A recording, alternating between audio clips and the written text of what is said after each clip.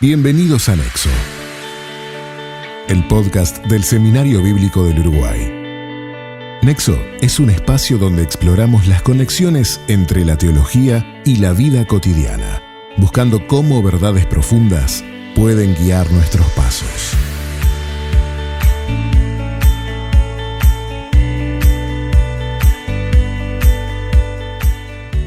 Hola, bienvenidos a Nexo, el podcast del Seminario Bíblico. Yo soy tu anfitrión, David Roberts, y estoy acá con Avildes Valadao.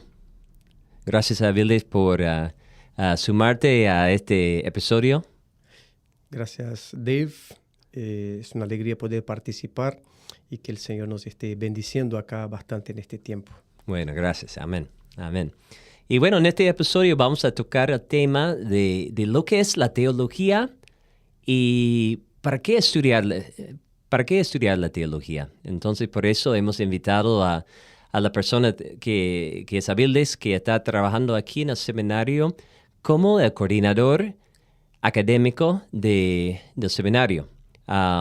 Entonces, yo puedo presentar un poco a ti, Avildes, que tú eres brasilero de Brasil, llevas varios años viviendo acá con tu familia, sirviendo como misionero y varios años también aquí sirviendo en el seminario. Pero primero quiero darte la oportunidad de contarnos un poco más de tu vida, de tu familia, tu vida personal y tu ministerio acá. Sí. Justo somos dos extranjeros acá, ¿no? Exactamente. Dos extranjeros, sí. Como está claro, soy brasilero. Uh-huh. Yo soy de la región norte de Brasil, la región que hace frontera allá con Bolivia. Pero salí de allá hace como 25 años. Okay. Y entre estudios en seminario, participación en agencias misioneras y el tiempo en Uruguay, ya se pasaron todo este tiempo. Y en realidad en Uruguay yo estoy acá desde el año 2012. Ok, hace 2012. Mucho. Hace bastante tiempo ya. Sí. Depende para qué. Para algunas cosas es bastante tiempo, para otras es poco tiempo, pero son 13 años. Estamos cumpliendo 13 años acá. Estoy casado, ya me vine casado para Uruguay. Sí. ¿No? Con mi esposa, que también es de la región norte de Brasil, y tengo 3 hijos.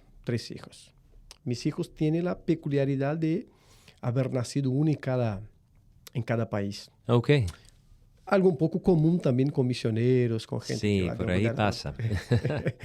Entonces, el primer hijo, el primogénito nuestro, nació en Bolivia, porque trabajamos allá. Ok, no sabía de eso. 1 año y medio trabajamos en Bolivia, en Santa Cruz de la Sierra, y allá nació el primogénito. Luego nosotros hicimos algunas vueltas y estuvimos en Río de Janeiro. Okay. Vivimos allí 2 años. Sí. Y ahí nació el segundo hijo nuestro. Ok. Es un brasileño y un boliviano. Muy bien. Y en 2014 nació el tercer hijo acá en Uruguay ya. Entonces tenemos ahí un boliviano, un brasilero y un uruguayo, y hasta ahí llegamos. Bien. ¿Y ellos se identifican por dónde nacieron? ¿O cómo se identifican ellos? Ellos son uruguayos. Uruguayos, ok. Uruguayizados.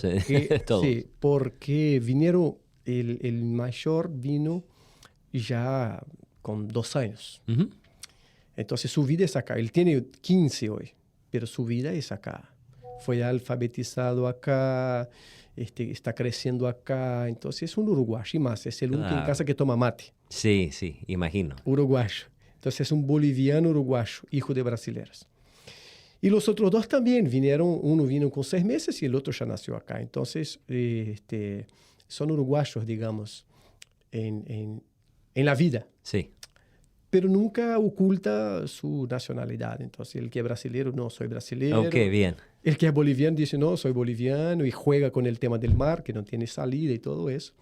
Y el uruguayo es de acá mismo. Ok, ¿y tus hijos siguen más fútbol de Brasil o de aquí? De acá. De acá, ok. ¿Y está bien con eso? ¿No es algo que te duele? No, pero yo tengo uno de mis hijos, que es un apasionado por el tema del fútbol, Ajá. que es mi hijo del medio, digamos. Sí. Después el otro le gusta, pero hasta ahí nomás. Ah, ok. Y el chiquito no está, mira, no hace mucho caso. Pero cuando juega Brasil y Uruguay nos dividimos un poco. Ok, la casa dividida, como algunos dicen. Casa dividida. Pero nos llevamos bien, gracias a Dios. Bueno, me alegro mucho. Y una pregunta de eso.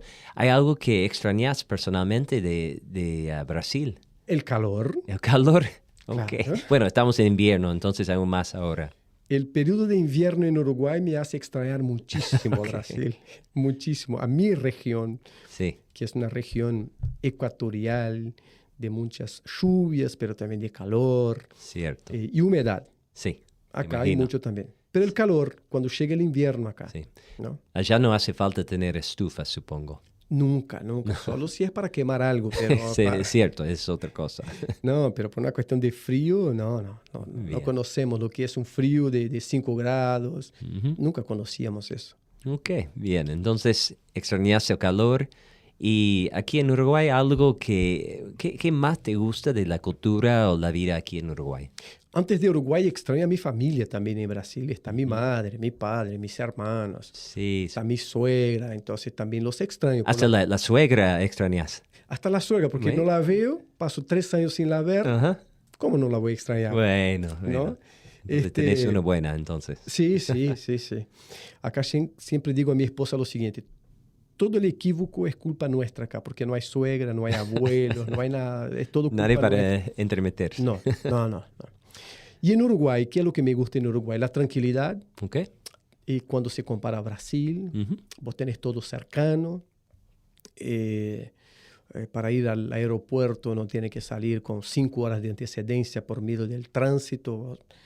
Sale con antecedencia por lo que te piden las compañías, pero después tenés mercado cerca, está todo cerca y no hay... Principalmente yo que vivo en la costa, no vivo Ujú. en Montevideo, que ya es un poco el urbanismo montevideano. Claro. Pero entonces esto me gusta muchísimo, la sinceridad de la gente. Ujú. Yo siempre digo, el uruguayo nos vende cara su amistad, Ajá.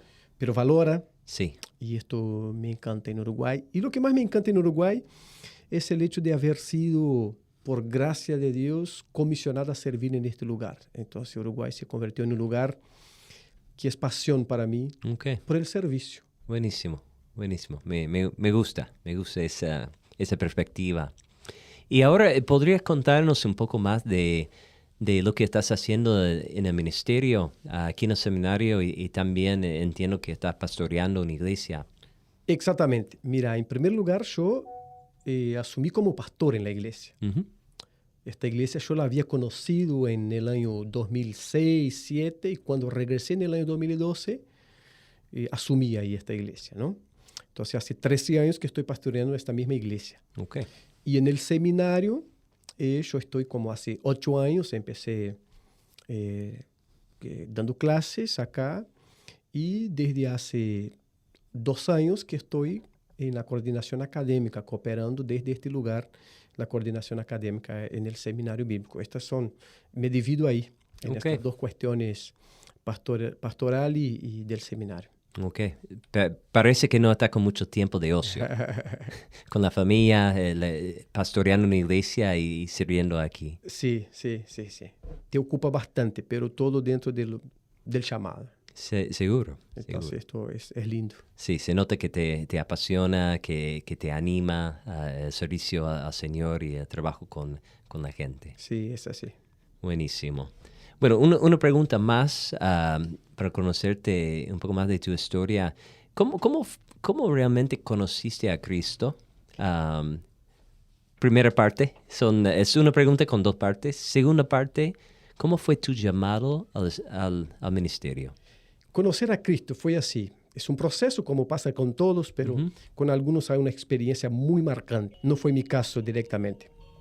A mí me pasó así. Yo, frente a mi casa, unos amigos eran creyentes y me invitaban una y otra vez para las actividades de la iglesia, Ok. ¿no? Y yo iba con ellos, con los intereses que todo adolescente y joven va Sí. a estos lugares casi siempre. Y Dios ahí me fue conquistando, digamos, ¿no? Me fue abriendo los ojos para que viera mi necesidad espiritual, mi pecado y pudiera ir a Cristo. Okay. ¿Y eres adolescente o cuántos años? Ya era un joven, yo tenía 19 años. La conversión, este proceso que culmina con esta conversión es a los 19 años. Okay. Y ahí teníamos en este momento una cierta dificultad con el tema del discipulado, no es nuevo para las iglesias. Y un pastor, amigo también, me dijo, mira, a partir de ahora tenés que leer mucho. Okay.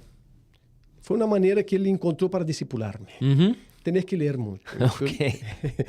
Sí, capaz. Espero que te gustaba leer en ese momento. Y ahí entra una cuestión interesante porque no me gustaba. Sí. Yo no leía nada. Ok, entonces no tenía eso como hábito. Era algo nuevo. Fue parte de la conversión también, la lectura. Porque no leía. Yo no leía nada. Fui un pésimo estudiante, de secundaria, de primaria, un pésimo estudiante.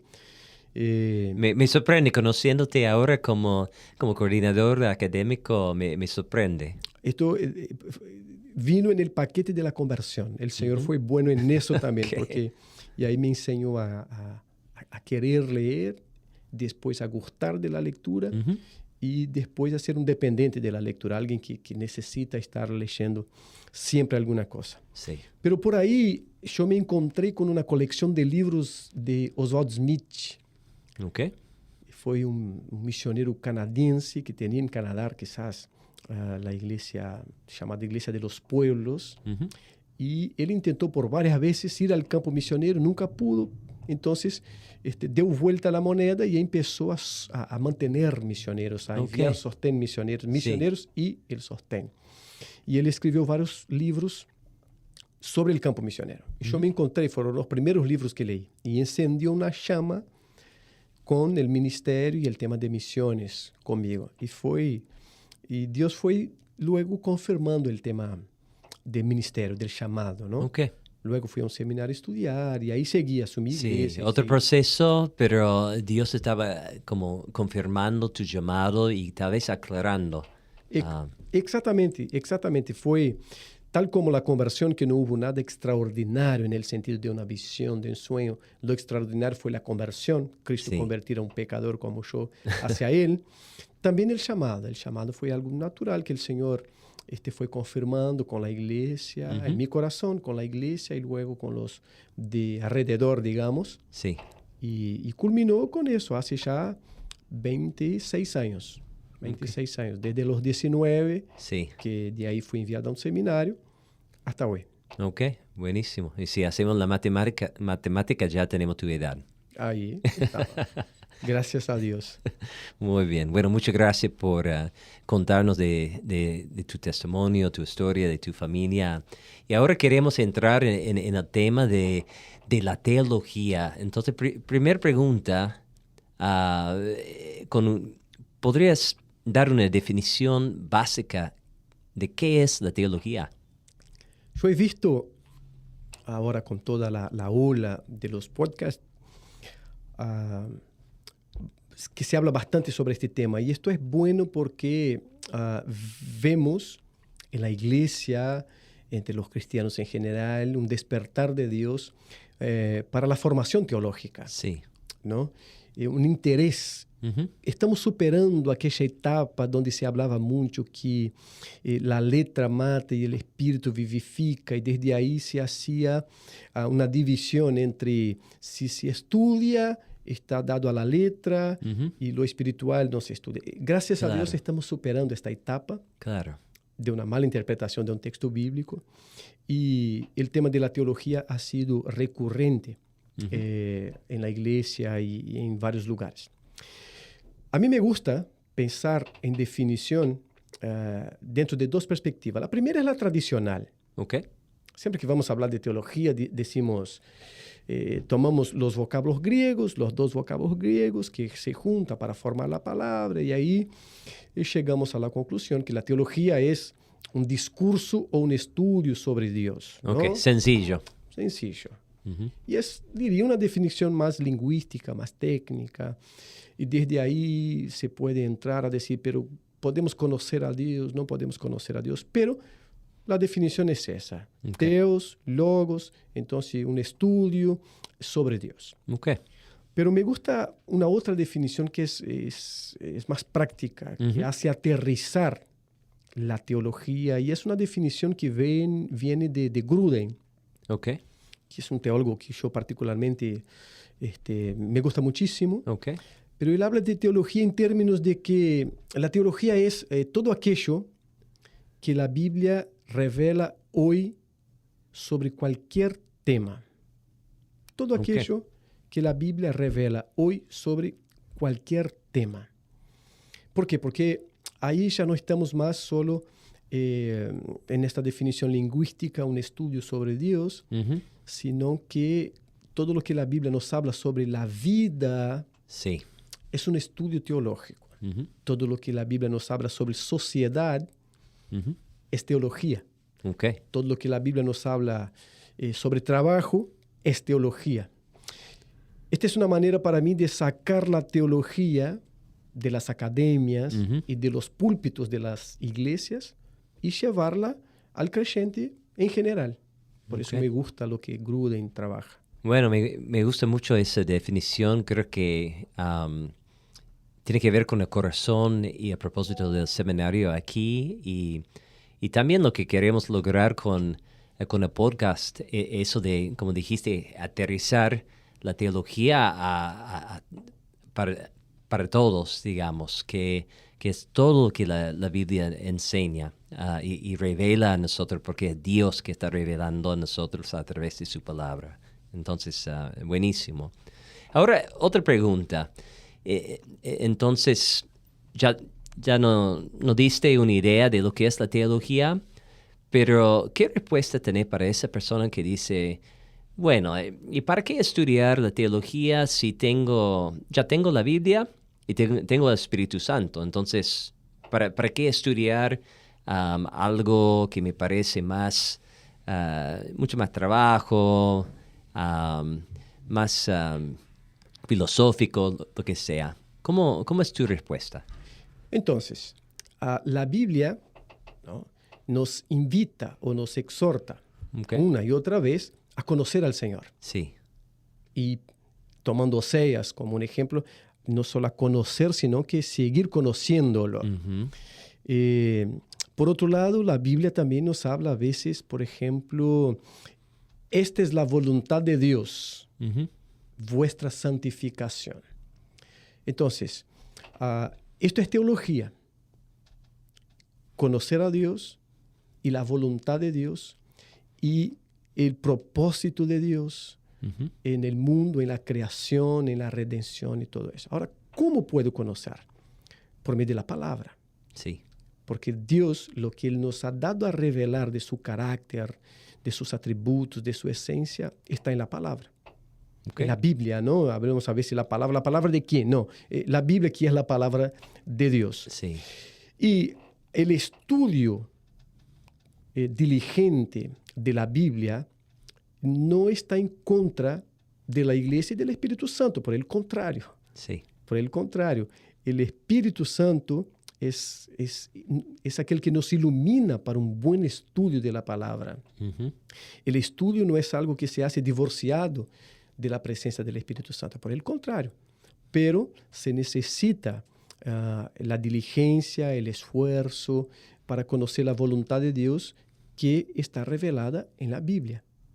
¿Y qué es la iglesia? La iglesia es una declaración teológica. Es Cristo quien empieza con una declaración teológica, allá en Mateo capítulo 16, diciendo que Él iba a edificar su eclesia, su comunidad, su asamblea. Sí, cierto. Y esta es una declaración teológica.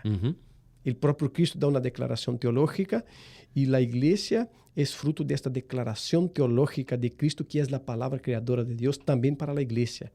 Entonces, estas cosas no están en contra, por el contrario, el Espíritu, la iglesia, la Biblia, el estudio diligente, esto todo tiene que formar un solo combo para el creyente y para su madurez y formación espiritual.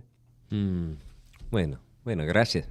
Creo que queda bien claro que hay buen motivo para estudiar la teología.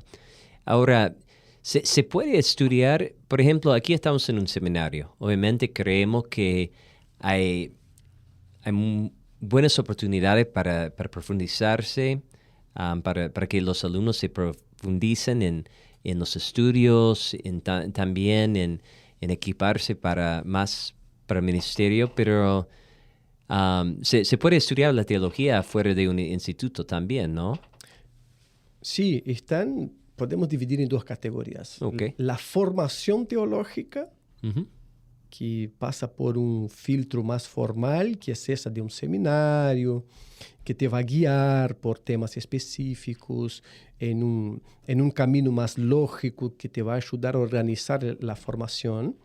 Pero por otro lado, está principalmente en nuestra época y con tantas herramientas que tenemos, está la posibilidad de estudiar en mi casa, de hacer teología con la palabra, estudiando con las herramientas que puedo encontrar hoy. Y de hecho, no es que está la posibilidad, Dave. Ahí está la cuestión. Sí. Uno dice, está la posibilidad de estudiar también fuera del seminario. No es eso. Nosotros estamos estudiando siempre. Sí. O deberíamos. Y cuando no estamos estudiando conscientemente, estamos haciendo declaraciones teológicas. Uh-huh. Y ahí está el peligro. Porque siempre como creyentes estamos haciendo declaraciones teológicas. Por ejemplo, odio el trabajo. Es una declaración teológica. Ok. ¿Y qué es la teología ahí? Que si una persona odia su trabajo. Claro, es la mala comprensión que él tiene del trabajo. Entonces, okay, su teología, es decir, su entendimiento del trabajo, uh-huh, tomando como base lo que hablamos anteriormente de la definición de Gruden sobre teología, que es todo lo que la Biblia enseña sobre cualquier tema hoy, ¿no? Uh-huh. Entonces, nosotros estamos hablando que esta persona tiene una mala comprensión del trabajo. Okay. Y al tener una mala comprensión del trabajo, este trabajo no le cae bien. Okay. O si te entiendo bien, es como esa persona está creyendo que el trabajo es una maldición. O por lo menos es algo solo para cansarse. Sí, es algo negativo, no tiene ningún lado positivo, bueno, no aporta nada a la vida, solo es como una carga, una responsabilidad. Es claro que tenemos que considerar que estamos en un mundo caído. Uh-huh. Entonces yo tengo un patrón, a veces regenerado, a veces no. Sí. Yo también convivo con esta naturaleza humana, entonces ni siempre soy un buen empleado. Todo esto tenemos que considerar en esta relación de trabajo, por supuesto, ¿no? Pero debemos entender que el trabajo es una creación de Dios, que la Biblia tiene principio para el trabajo, y esto es teología. Uh-huh. Entonces, cuando nosotros ignoramos este aspecto, formamos malos conceptos sobre cuestiones del cotidiano, como ser el trabajo, sí, como ser el descanso, como uh-huh, ser una serie de cuestiones, ¿no? Sí. Y si te sigo bien, aún los incrédulos tienen algo de teología. Quizás sin la conciencia uh-huh, de... Sí, imagino que ni idea tiene. Ni idea tiene, pero sí. Porque teología, digamos que es una manera de interpretar el mundo, uh-huh, ¿no? Es decir, yo lo puedo interpretar desde la perspectiva, no sé, darwinista, lo puedo interpretar desde la perspectiva otra, o lo puedo interpretar desde la perspectiva de Dios. Uh-huh. ¿Tá? Entonces, interpretándolo desde la perspectiva de Dios, es interpretarlo a partir de la palabra del Señor. Seguro. Pero ahí, cuando vamos a Pablo escribiendo a los romanos, uh-huh, ele habla de teología para aquellos paganos, porque ele habla que no había excusas uh-huh, para los paganos, porque Dios se había dejado revelar también, no en una revelación especial, no esta separación que hacemos, este es otro tema, pero en las cosas creadas. Entonces, siempre cuando rechazo algo que va en contra, por ejemplo, de Dios, yo estoy haciendo una mala teología, porque de alguna manera Dios se ha dejado revelar también en la creación, es lo que dice Pablo. Así es, cierto. Bueno, me interesa saber qué fruto, trabajando aquí en el seminario, qué fruto ha visto en los alumnos en cuanto a su proceso de comenzar a estudiar con más seriedad la teología? ¿Qué ha visto? ¿Qué cambios o qué fruto? Este es un proceso hermoso, el proceso que vemos desde adentro, hablando específicamente porque es donde estamos, no donde estoy, el seminario bíblico. Es hermoso porque hemos visto gente llegar y cuando hablaba teología, es casi que preguntaba, ¿qué es ese? ¿Es un bicho? ¿Qué es? ¿Es de comer? ¿Es de beber? Es decir, no tenía idea de lo que era. Los que tenían cierta noción, ¿qué es lo que preguntaba? Preguntaba, ¿será que esto es para mí? Yo lo veo como una realidad tan distante. Teología, esto es para los teólogos famosos. Sí, con los eruditos, sí. Y luego, después de un curso, empieza a ver el estudiante aplicando esto a su realidad común, a la iglesia, a la familia, algunos padres con sus hijos y todas estas cuestiones. Y estos cambios son interesantes. Son interesantes como dan testimonio del mejor servicio que prestan a la iglesia, Sí. desde una comprensión teológica, cómo mejora en el ámbito familiar, siempre y cuando comprende mejor la teología, ¿no? Entonces, son cambios que vamos viendo a cada encuentro, a cada curso, y esto es muy, muy satisfactorio, ¿no? Sí, te anima ver ese cambios en los alumnos y tal vez también en los miembros de la iglesia. Y nosotros mismos. Sí, es cierto. No, sí, tal vez sin saber, la teología nos ha cambiado muchísimo. Bueno, todo, digamos, en Cristo. Y nosotros, claro, y nosotros mismos. La realidad que empieza con nosotros.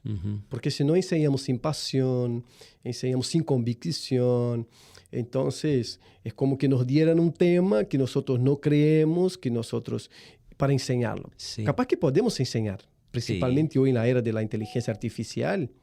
Le puedo pedir que me arme toda una clase y la puedo dar, pero sin pasión.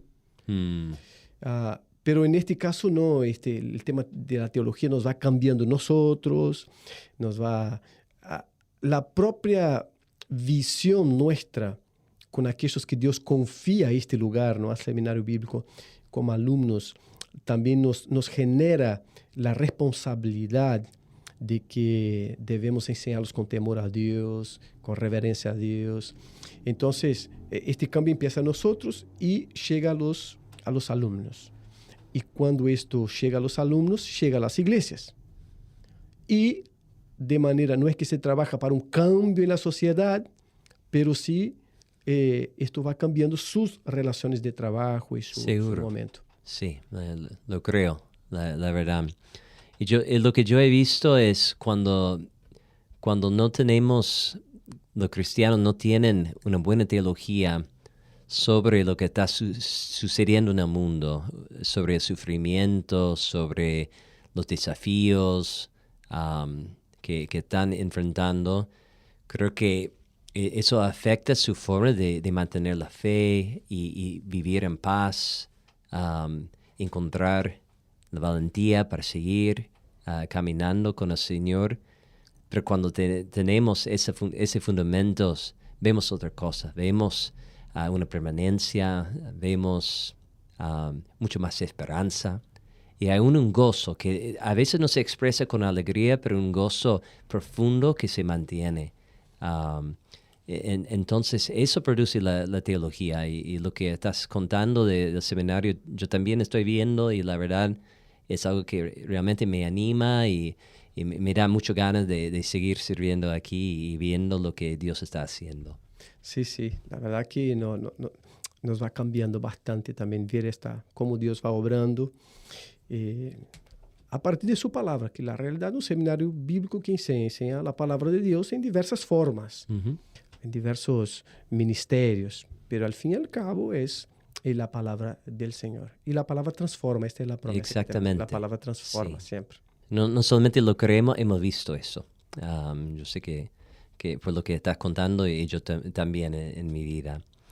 Ahora, Abiles, estamos llegando al fin de este episodio, pero quería pedirte una cosa, si podrías dar una palabra de aliento en cuanto al estudio teológico para los oyentes que están escuchándonos, que algunos son alumnos, otros egresados, otras personas tal vez están pensando en estudiar aquí o tal vez aún en sus iglesias locales. ¿Tenéis una palabra de aliento para ellos? Sí, la primera es decir así, al que nos escucha, al que nos oye, tomando a Sproul como referencia, el oyente es un teólogo. Okay. La pregunta es, ¿qué calidad de teología está produciendo? Okay, bien. Puede ser mala y puede ser buena, pero ya es un teólogo, todo creyente es un teólogo. Entonces, ¿la palabra cuál es? Ya que ya somos teólogos, vamos a buscar hacer lo mejor, de la mejor manera posible. ¿Cómo podemos hacer eso?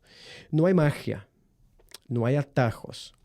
Hay que ser diligente en el estudio, hay que ser diligente en la búsqueda, hay que ser intencional, la palabrita que se usa bastante en nuestros días, hay que ser intencional en eso. Okay. ¿Y dónde entra una institución? Como el seminario bíblico, por ejemplo, en ya tener las cosas definidas, los caminos definidos para uno. Yo puedo entrar aquí y sé que voy a seguir este camino y voy a terminar acá. Porque hoy tenemos un mundo de informaciones y a veces tanta información ahora. Y nos perdemos ahí. Exacto. Nos perdemos porque yo salgo a buscar, no sé qué es teología y me encuentro con 50 videos y que no son malos, que son buenos, pero es mucho y no puedo. Sí. Y tal vez algunos son malos. Y entre los buenos están varios malos, ¿no? Pero hay una cantidad de buenos. Entonces, yo me pierdo y termino el día sin saber lo que es teología. Sí. Entonces, para producir buena teología, es importante tener una buena institución también que respalde, que ayude en eso. Entonces, mi palabra es esa. Debemos ser diligentes. Okay. Debemos buscar intencionalmente, porque no hay creyente maduro sin una buena teología. Okay. Y la teología no es solo para informar. La teología es también para formar. Ella produce información, pero produce formación, trabaja el carácter, nos da herramientas prácticas para la vida. Entonces, por todo eso, vale la pena la inversión en el estudio teológico, en el crecimiento teológico, para vivir mejor. ¿Y qué es vivir mejor? Vivir de la manera que agrada a Dios. Servir mejor. ¿Y qué es servir mejor? Servir de la manera que agrada a Dios. Okay. Entonces, la teología sirve para todo eso y el que nos oye está invitado a acercarse a nosotros, por ejemplo, o otra institución seria que esté ofreciendo formación, porque vale la pena. Ok, excelente. Gracias, Avildes, por esa palabra, y para todos ustedes que están escuchando, están invitados a esta aventura teológica y práctica, y la idea es que este podcast sea un espacio nexo entre la teología y la vida cotidiana. Entonces, gracias, Avildes, por aceptar esta invitación para ser entrevistado, y para todos que están escuchando, nos vemos, bendiciones y hasta la próxima. Chao. Gracias por escuchar Nexo. Puedes seguirnos, dejar una calificación o compartir el podcast con un amigo. Escúchanos en Spotify y conoce más sobre el seminario en Instagram, Facebook o nuestro sitio web, seminariobiblico.com.